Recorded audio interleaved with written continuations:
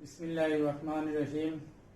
প্রিয় শিক্ষার্থীবৃন্দ, আসসালামু আলাইকুম ওয়া রাহমাতুল্লাহি ওয়া বারাকাতুহু।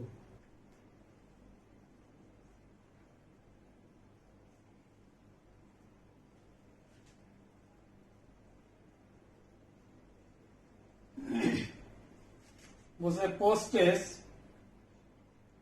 শব্দটির অক্ষরগুলোকে কত প্রকারে সাজানো যায় যাতে স্বরবর্ণগুলো জোড় স্থান দখল করে, আর কতগুলোতে ব্যঞ্জন বর্ণ একত্রে থাকবে। কিছুক্ষণ আগে একটা করলাম এরকম কন্ডিশন দিছে, এই শব্দটির অক্ষরগুলোকে কত প্রকারে সাজাতে পারো যেন স্বরবর্ণ জোড় স্থানে থাকবে। কন্ডিশনের এটা তুমি লিখলে যে পোস্টের শব্দটিতে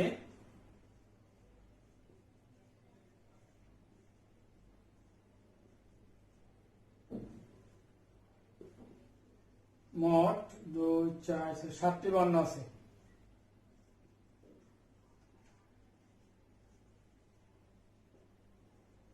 যার মধ্যে স্বরবর্ণ 3টি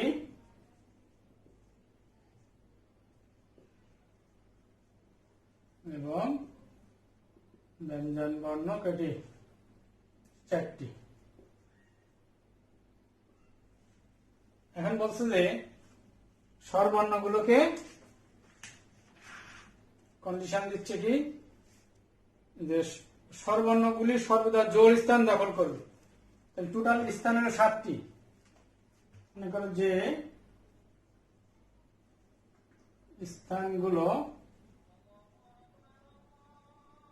পূরণ করতে হবে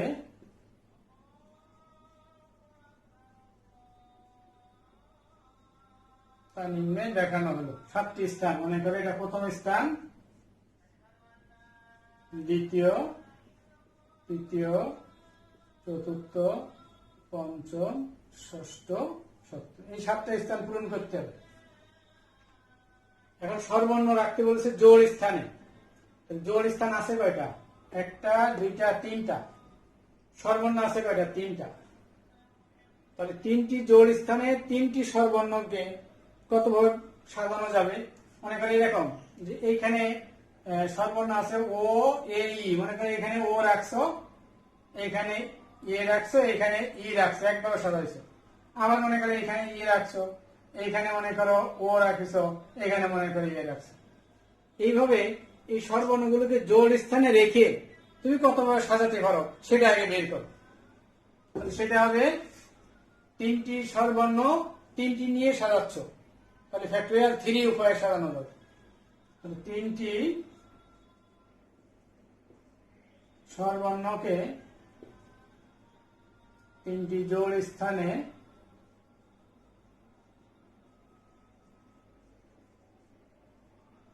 রেখে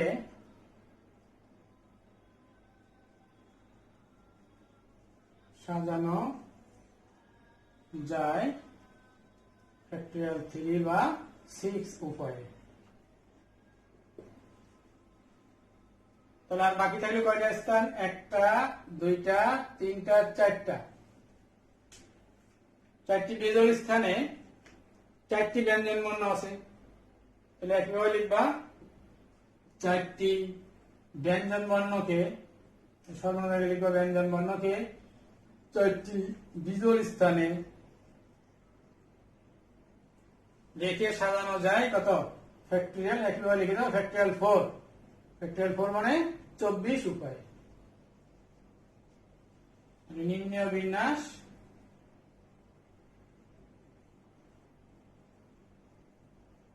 কত হবে? প্রথম জোড়ের জন্য পেলাম হলো কত? সর্বর্ণের জন্য পেলাম 4, আর ব্যঞ্জন বর্ণের জন্য পেলাম 24। এই দুইটা গুণ করলেই অ্যান্সারটা পেয়ে যাবো তোমরা। 6 নাম্বার,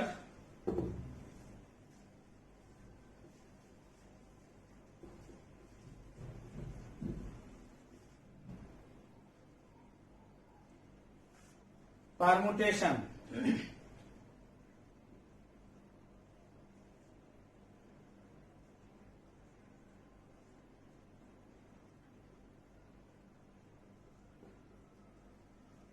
প্রশ্ন হলো যে পারমুটেশন শব্দটির বর্ণগুলির কোন স্বরবর্ণের স্থান পরিবর্তন না করে কত প্রকারে পুনর্বিন্যাস করা যায়। এই যে পারমুটেশন, এখানে পারমুটেশন শব্দটি মনে করো প্রথম স্থানে এই প্রথম স্থান, দ্বিতীয় স্থান, তৃতীয়, চতুর্থ, এটা মনে করো পঞ্চম, ষষ্ঠ, সপ্তম, অষ্টম, নবম, দশম স্থান, একাদশ স্থান। তাহলে পারমুটেশনে 11টি বর্ণ আছে। তোমাকে বলেছে যে স্বরবর্ণগুলোর অবস্থান পরিবর্তন করা যাবে না, অর্থাৎ আবার যে সাজাবা এখানে ই ঠিক থাকবে, স্বরবর্ণ আর কোথায় আছে, ইউ, এখানে ইউ ঠিক থাকবে, এ এখানে ঠিক থাকবে, আই এখানে ঠিক থাকবে, ও ঠিক থাকবে। বাকি যে বর্ণ আছে মনে করো তুমি এন এখানে নিয়ে আসলে, পি মনে করো এখানে নিলে, এখানে মনে করো আর লিখলে, এখানে মনে করো এম লিখলে, এখানে মনে করো টি লিখলে, এখানে টি লিখলে, এই আরেকভাবে সাজাইছো। কিন্তু স্বরবর্ণ কিন্তু আগে যে যেখানে ছিল এখানে রয়েছে। আবার মনে করো সাজাচ্ছ, আবার ই এইখানে, ইউ এইখানে, তারপরে এ এখানে, আই এখানে, ও এইখানে, আরেকভাবে সাজাচ্ছ। মনে করো তুমি এখন আর সামনে নিয়ে আসলে, এখানে মনে করো টি রাখলে, এখানে মনে করো টি রাখলে, এখানে মনে করো এম রাখলে, এখানে তোমার আছে এন আছে একটা, কি আছে, আর হচ্ছে তোমার এন নিয়েছে নাকি, এন এন রয়েছে, এন নিয়েছে, ই না হলো পি, এখানে মনে করো পি রাখলে, এ আরেকভাবে সাজালে। এইভাবে স্বরবর্ণগুলোর অবস্থান পরিবর্তন করা যাবে না। ওই বুঝাই দিয়েছিলাম তোমাদেরকে যে স্বরবর্ণগুলো কিন্তু নির্ধারিত স্থান নির্ধারণ হয়ে গেল, তাহলে এদেরকে বিবেচনার বাইরে রাখতে হবে। এটা বিবেচনার বাইরে নিতে হবে, এটা বিবেচনার বাইরে নিতে হবে, এটাকেও নিতে হবে, এটাকে নিতে হবে, এটাকে নিতে হবে, এটা বিন্যাসের অন্তর্ভুক্ত হবে না। তাহলে এখন টোটাল বর্ণ থাকতেছে কয়টা, একটা, দুইটা, তিনটা, চারটা, পাঁচটা, ছয়টা। এই ছয়টা দেখো এদিক ওদিক বিন্যস্ত হচ্ছে।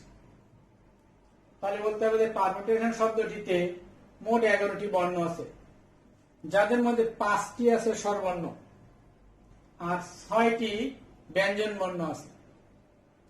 স্বরবর্ণগুলোর অবস্থান পরিবর্তন না করে ব্যঞ্জন বর্ণগুলোকে কতভাবে সাজানো হয় এটা বের করতে হবে।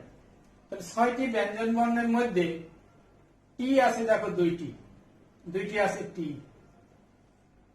তাহলে 6টি ব্যঞ্জন বর্ণকে একত্রে নিয়ে কতভাবে সাজানো যাবে,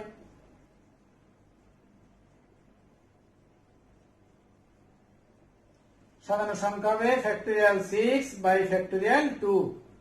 তাহলে 6, 5, 4, 3 ইন্টু ফ্যাক্টোরিয়াল 2। তাহলে এটা নিচে ফ্যাক্টোরিয়াল 2 কাটা গেল, গুণ করলে 5 × 30 আর 3 × 12, 360। এইভাবে আমি এখানে দেখালাম একবার, দুইবার, তিনবার দেখাইছি, এরকম 360 বার এটাকে সাজানো যাবে স্বরবর্ণগুলোর অবস্থান পরিবর্তন না করে। তোমাকে বের করতে বলছে কতবার পুনর্বিন্যাস করা যায়। এটাতে একবার বিন্যাস করা আছে, এটা বাদ দিয়ে নিচের গুলো পুনর্বিন্যাস হয়েছে। তখন তোমাকে বলতে হবে যে পারমুটেশন নিজেই একটি সাজানো ব্যবস্থা। সুতরাং নির্ণয় পুনর্বিন্যাস ইকুয়াল টু কত হবে, 360 - 1, 359। এতভাবে এদেরকে কি করা যাবে, পুনর্বিন্যাস করা যাবে। এখন আমরা শুরু করছি 9-এর 1 নাম্বার। 9-এর 1-এ বলা আছে সেকেন্ড শব্দ। সেকেন্ড শব্দটির অক্ষরগুলি থেকে একটি স্বরবর্ণ আর দুটি ব্যঞ্জন বর্ণ নিয়ে গঠিত শব্দ সংখ্যা নির্ণয় করো। তারপরে এখান থেকে তোমার স্বরবর্ণ নিতে হবে একটি, ব্যঞ্জন বর্ণ নিতে হবে দুইটি, টোটাল বর্ণ হবে 3টা। এই 3টা নিয়ে তোমাকে শব্দ গঠন করতে বলেছে। কন্ডিশন দিচ্ছে যাতে স্বরবর্ণ সর্বদা মধ্যম স্থান দখল করে। স্বরবর্ণ সবসময় মাঝখানে থাকবে। যেমন মনে করো এখানে স্বরবর্ণ আছে আমার ই এবং ও, ব্যঞ্জন বর্ণ আছে তোমার এস, সি, এন, ডি। এখন এই চারটার থেকে দুইটাই নিতে হবে। মনে করো তুমি এস আর সি নিচ্ছ, স্বরবর্ণ থেকে একটা নিতে হবে। হয়তো মনে করো এখান থেকে স্বরবর্ণ থেকে ও নিচ্ছ, এখন এই ও কে সর্বদা মাঝখানে রেখে শব্দ গঠন করতে হবে। যেমন একটা শব্দে এরকম হতে পারে এস ও সি, দেখো স্বরবর্ণ মাঝখানে রাখছে। আবার মনে করো সি ও এস, স্বরবর্ণ মাঝখানে রেখেছে। এই এস আর সি আবার স্বরবর্ণ ই নিয়ে যদি তৈরি করো, তাহলে তোমার মনে করো এস ই সি, আবার মনে করো সি ই এস। এইভাবে তুমি সর্বদা একটা স্বরবর্ণকে মাঝখানে রেখে দুইটি ব্যঞ্জন বর্ণ নিয়ে কতটা শব্দ গঠন করতে পারো এটা তোমাকে নির্ণয় করতে বলেছে। এখন আমরা আসি, প্রতি শব্দে তিনটা বর্ণ থাকতে হবে, কিন্তু কন্ডিশন হলো দুইটি ব্যঞ্জন বর্ণ আর একটা স্বরবর্ণ। স্বরবর্ণ দুইটি ব্যঞ্জন বর্ণ এবং একটি স্বরবর্ণ। স্বরবর্ণ আছে কয়টা? দুইটি। ব্যবহার করতে হবে কয়টা? একটা। দুইটি স্বরবর্ণ থেকে একটি স্বরবর্ণকে আমরা 2p1 এত উপায়ে বাছাই করতে পারবো। আবার চারটি ব্যঞ্জন বর্ণ থেকে দুইটি ব্যঞ্জন বর্ণকে 4p2 এত উপায়ে বাছাই করতে পারবো। তাহলে নিম্নে গঠিত শব্দের সংখ্যা হবে 2p1 গুণ 4p2 হবে। তাহলে আমরা বর্ণনা কিভাবে লিখব? সেকেন্ড শব্দটিতে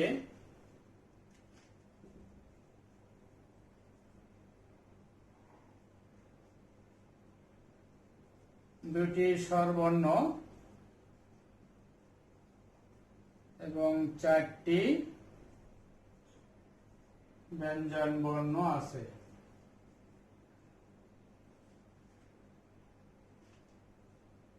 দুটি স্বরবর্ণ থেকে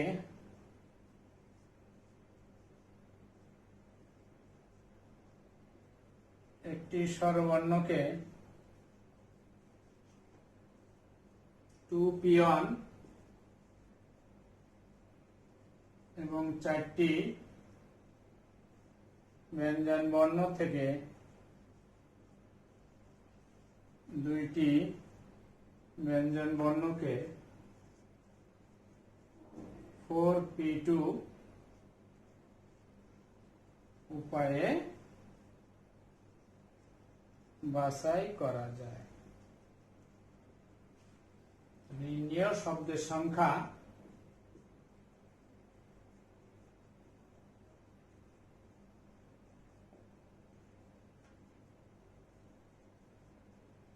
p1 গুণ 4p2। এটা এখন ক্যালকুলেশন করলে যা হয় ওইটাই তোমার গঠিত শব্দের সংখ্যা হবে।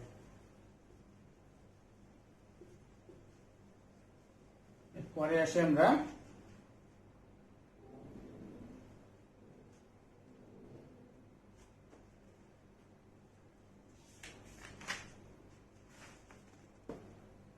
তেরোর 1 নাম্বার।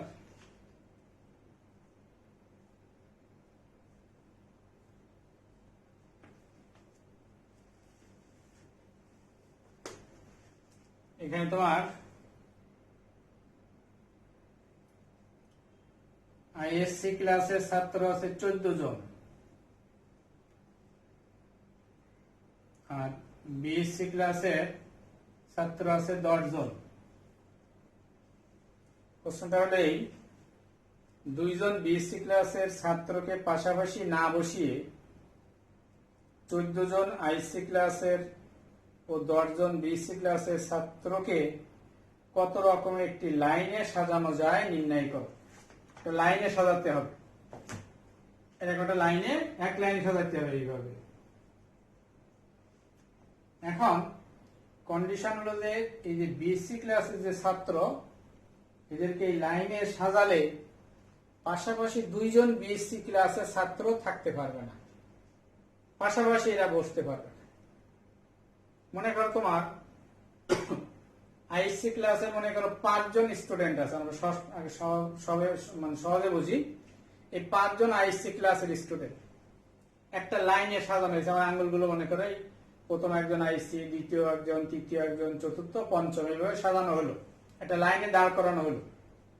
এই 5 জনের মাঝে দেখো 1টা 2টা 3টা 4টা, এই 4টি খালি স্থানে 4 জন বিএসসি যদি রাখো, এখানে একজন বিএসসি, এখানে একজন বিএসসি, এখানে একজন, এইখানে একজন, এই বিএসসি আবার এইখানে একজন বিএসসি, এরা কিন্তু পাশাপাশি বসে না, মাঝে একজন আইএসসি আছে। তাহলে 5 জন আইএসসি ক্লাসের ছাত্র মাঝে স্থান আছে কিন্তু 4টা স্থানে বিএসসি দেরকে বসালে তারা পাশাপাশি বসবে না।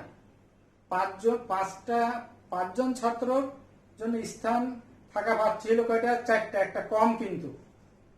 14 জন যদি হয় তাহলে স্থান পাবো কয়টা? 13টা স্থান পাবো।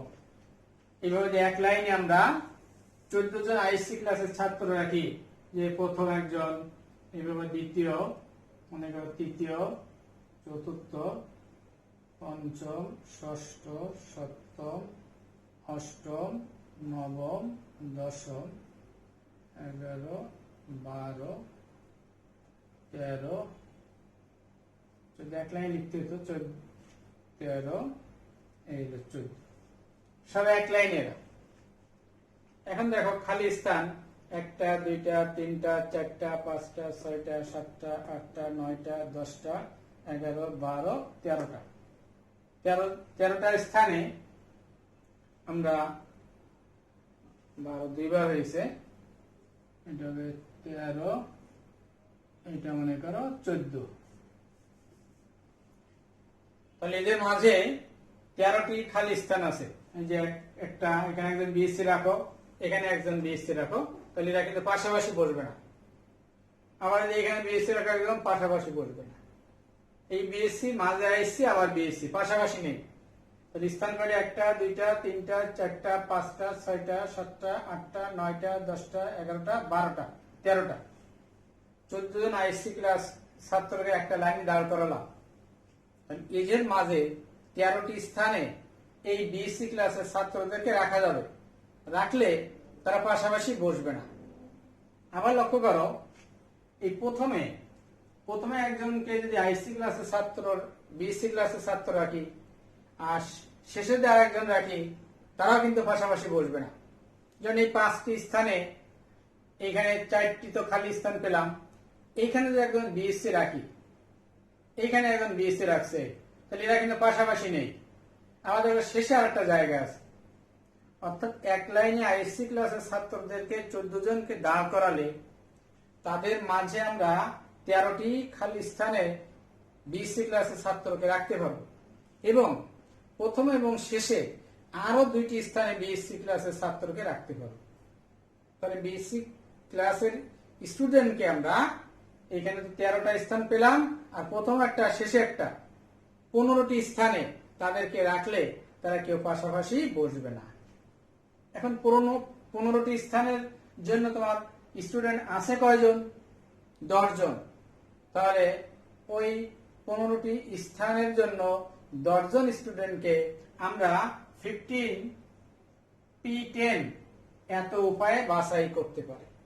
হয়তো তুমি এখানে বিএসসি ক্লাসের একজন রাখছো, মনে করো রহিম নামে একজন রাখছো, এখানে গ্যাপ দিছো, এখানে মনে করো গ্যাপ দিছো, এইখানে মনে করো তুমি করিম রাখছো, মনে করো এখানে।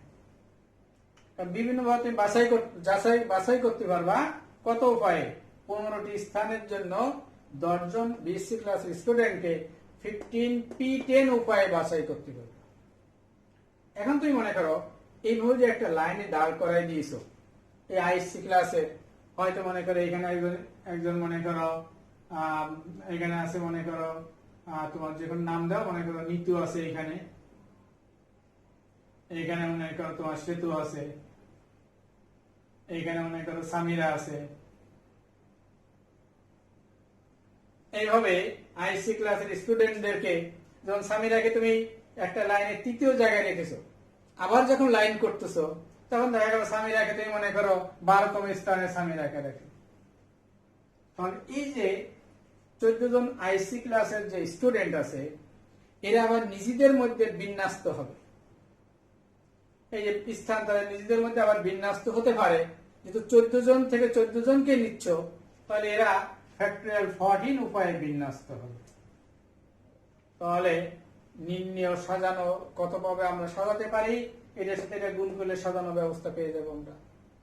তাহলে আমরা এখন কিভাবে লিখব যে 14 জন আইসি ক্লাসের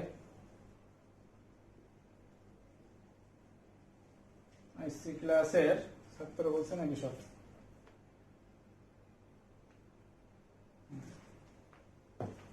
আইসি ক্লাসের ছাত্রদেরকে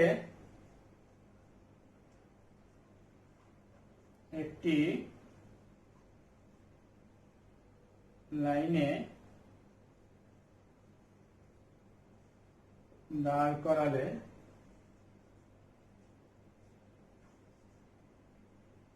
তাদের মাঝে 13টি স্থানে বিএসসি ক্লাসের ছাত্রদের বসানো যায়। আবার প্রথম ও শেষ স্থানে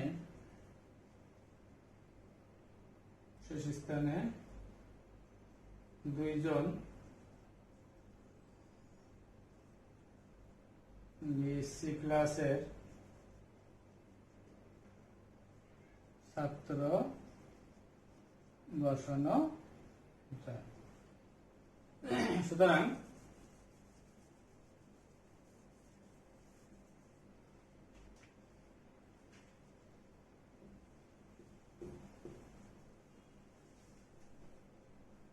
সুতরাং মোট 15টি স্থানে 10 জন বিএসসি ক্লাসের ছাত্রদেরকে 15P10 উপায়ে বাছাই করা যায়।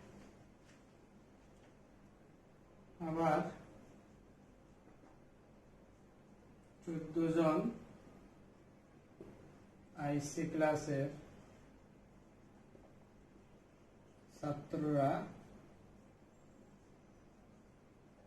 নিজেদের মধ্যে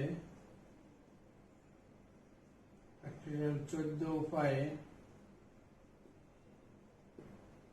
বিন্যস্ত 14 উপায়ে বিন্যাস করা যায়।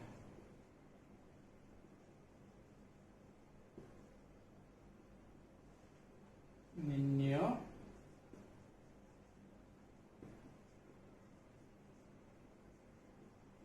বিন্যাস ইকুয়াল টু 14 গুণ 15P,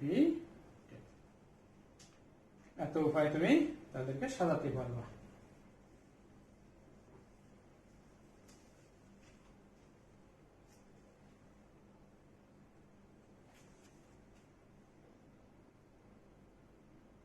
এখন 15 8 নাম্বার।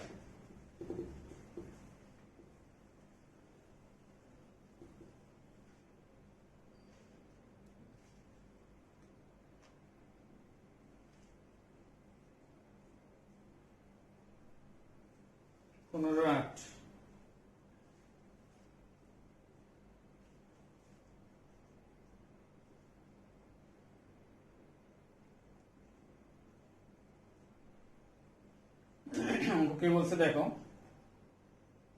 প্রত্যেক অঙ্ককে প্রত্যেক সংখ্যায় একবার মাত্র ব্যবহার করে 65230 অঙ্কগুলি দ্বারা 5 অঙ্কের কতগুলি অর্থপূর্ণ বিজোড় সংখ্যা গঠন করা যেতে পারে। তোমাকে সংখ্যা তৈরি করতে হবে, সংখ্যাটা হবে বিজোড়, একটা কন্ডিশন, আর সেটা হবে 5 অঙ্কের।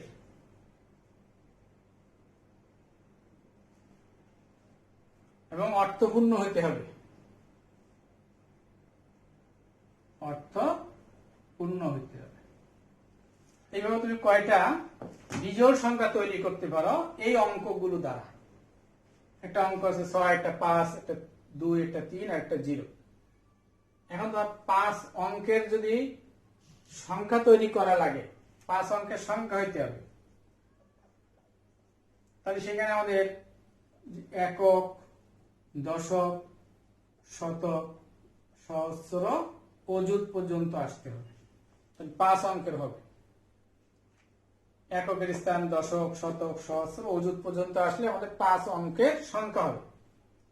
এখন বিজোড় যদি তৈরি করতে হয় তাহলে এইখানে বিজোড় অঙ্ক রাখতে হবে,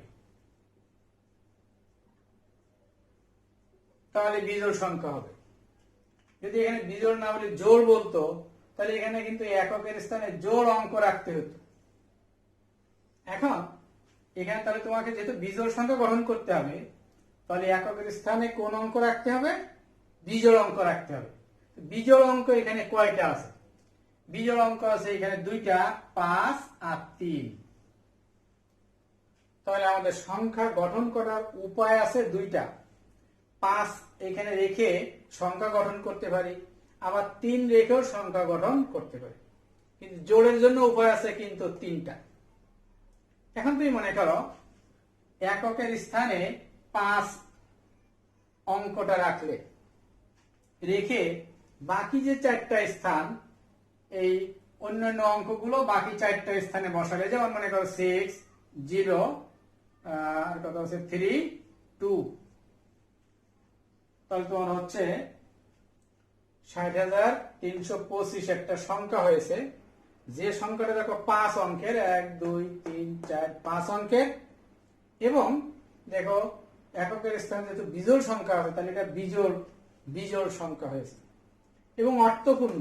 কারণ এই শূন্য যদি আগে থাকে তাহলে 5 অঙ্কের অর্থপূর্ণ হবে না, তাহলে এটা একটা অর্থপূর্ণ সংখ্যা হয়েছে।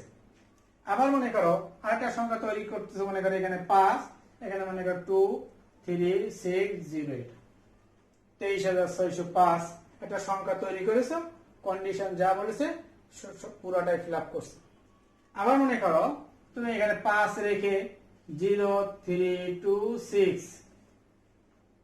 এখন যে সংখ্যাটা তৈরি হয়েছে সেটা কিন্তু প্রথমে 0 থাকলে এটা তো অর্থহীন। এখন দেখো 4 অঙ্কের বিজোড় সংখ্যা হয়েছে 3,265 বিজোড় সংখ্যা হয়েছে কিন্তু 4 অঙ্কের, অর্থাৎ এটা কিন্তু অর্থপূর্ণ হয়নি। তাহলে এখন প্রথমে আমরা কি করব, যেটি এককের স্থানে 5 অঙ্কটা নির্ধারিত রেখেছি, অর্থাৎ বহুদিন বোঝাই দিয়েছি যে কোন স্থানের জন্য যদি কাউকে নির্ধারণ করা হয় তাহলে ওটা বিবেচনার বাইরে নিতে হবে। তাহলে এখান থেকে 5 বাদ যাবে। 5 বাদ গেলে আমার স্থান থাকে 4টা। দেখো দশক, শতক, সহস্র, অযুত, স্থান হলো 4টা।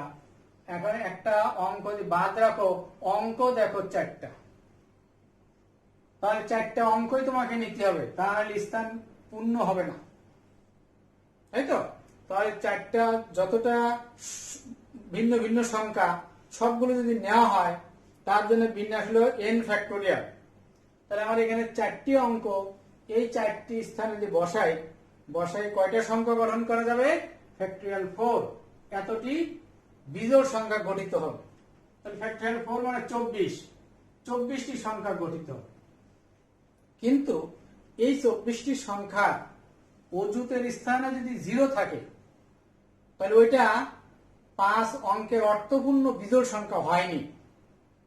তাহলে এই 24টার মধ্যে কয়টা সংখ্যার অযুতে 0 আছে এই কয়টা বের করে 24 থেকে যদি বিয়োগ করে দিই তাহলে আমাদের 5 অঙ্কের অর্থপূর্ণ বিজোড় সংখ্যা কয়টা হয়েছে পাওয়া যাবে। তাহলে আমরা এখন বের করব 24টার মধ্যে কয়টাতে অযুতে 0 আছে। তাহলে এখন অজুতে 0 কম্পালসারি, এখানে এটা বাদ, ফিক্সড এটা, আর এইদিকে 5 বাদ। অজুতে 0 রাখা আছে, তাহলে এটা অজুতে সবসময় 0, এটা বাদ। এককে তো 5 রাখা আছে, তাহলে ওইটা বাদ। তাহলে আমার স্থান থাকে 3টা, দশক, শতক, সহস্র। তাহলে এখান থেকে 5 আর 0 দুইটা বাদ যাচ্ছে, অঙ্ক থাকে দেখো 3টা। তাহলে তাদেরকে আমরা ফ্যাক্টরিয়াল 3 গঠিত সংখ্যা হবে ফ্যাক্টরিয়াল 3 অর্থাৎ 6টি। তারপরে অজুতে 0 আছে, এর এখন 24টার মধ্যে 6টা সংখ্যা আছে। তাহলে আমরা বলতে পারি যে 5 অঙ্কের অর্থপূর্ণ বিজোড় সংখ্যা কয়টা? 24 - 6 18টি হবে। যদি এককের স্থানে 5 রাখা হয় তাহলে গঠিত সংখ্যা হবে কয়টা? 18টা। একইভাবে যদি এককের স্থানে 3 রাখা হয় তাহলে গঠিত সংখ্যা 18টি হবে। অতএব মোট সংখ্যা হবে 18 + 18 = কত? 36টি হবে। তাহলে আমরা এবার অঙ্কটাকে সাজায় লিখি। এবার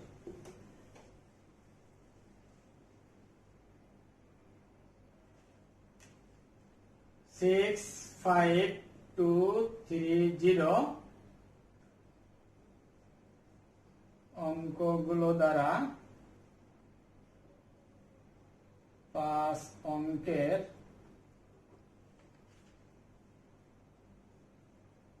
অর্থপূর্ণ বিজোড় সংখ্যা গঠন করতে হলে এককের স্থানে বিজোড় অঙ্ক রাখতে হবে। এরূপ উপায় আছে 2টি।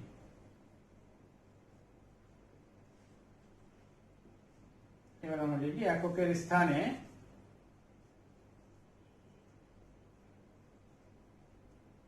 পাঁচ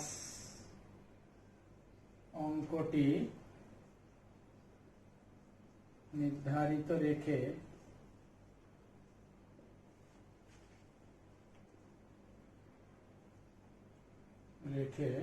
গঠিত সংখ্যা হবে গঠিত সংখ্যা সমান ফ্যাক্টরিয়াল 4 কত 24টি। কিন্তু একক, দশক, শতক, অজুতের স্থানে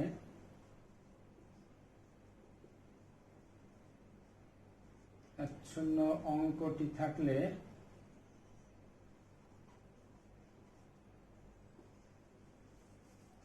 সে সংখ্যাটি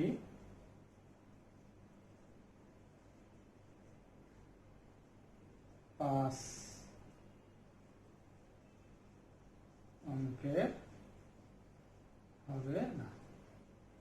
এরূপ সংখ্যা কয়টি আছে?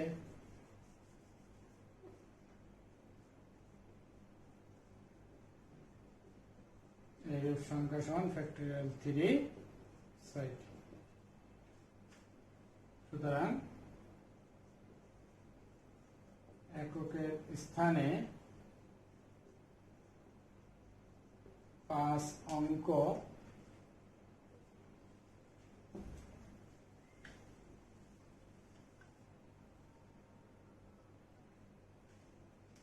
রাখলে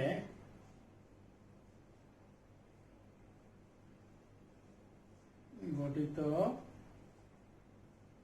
সংখ্যা হবে 24 - 6 18টি। অনুরূপভাবে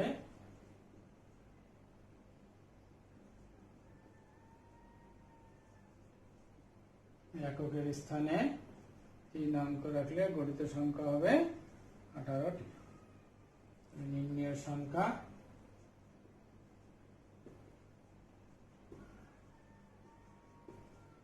+18 36। তাহলে আজকে এই চ্যাপ্টার এই পর্যন্তই। বাকি অঙ্কগুলো ইনশাআল্লাহ দেখলে পেরে যাবা তোমরা এখন। দোয়া রেখো আমার জন্য। আসসালামু আলাইকুম ওয়া রাহমাতুল্লাহি ওয়া বারাকাতুহু।